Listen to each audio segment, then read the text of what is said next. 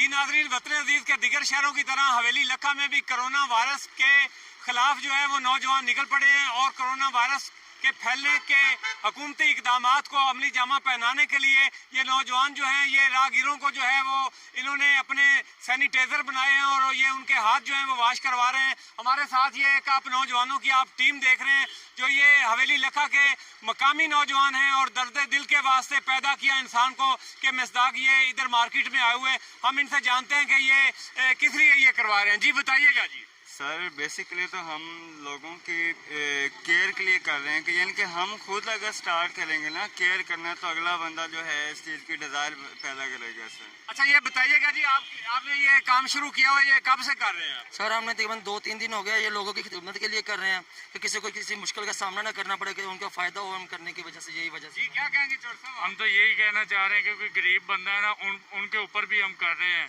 क्योंकि किसी को नहीं भी पता उनको भी सिक्योर कर रहे हैं हम। इस तरह करके ना हर बंदे को हम अपनी पूरी हवेली लखा ही सिक्योर कर रहे हैं।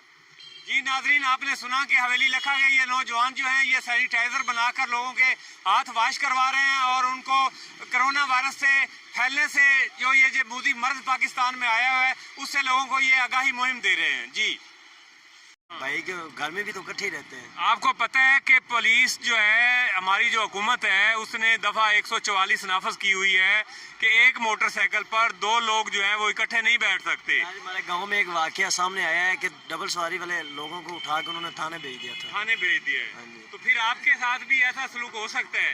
ये हो सकता हाँ, ये हमारे साथ कुछ और लोग हैं जी।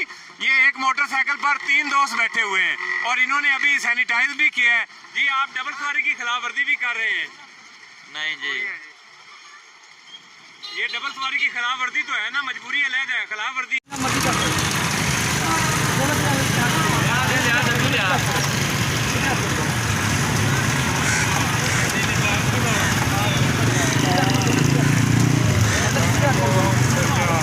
इधर बनाई यार।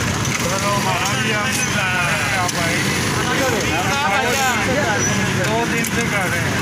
वो भी बड़ा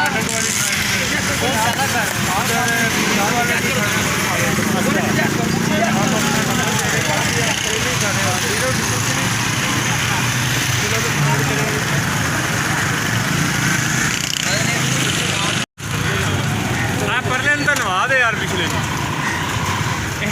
वायरस बहुत ज्यादा है।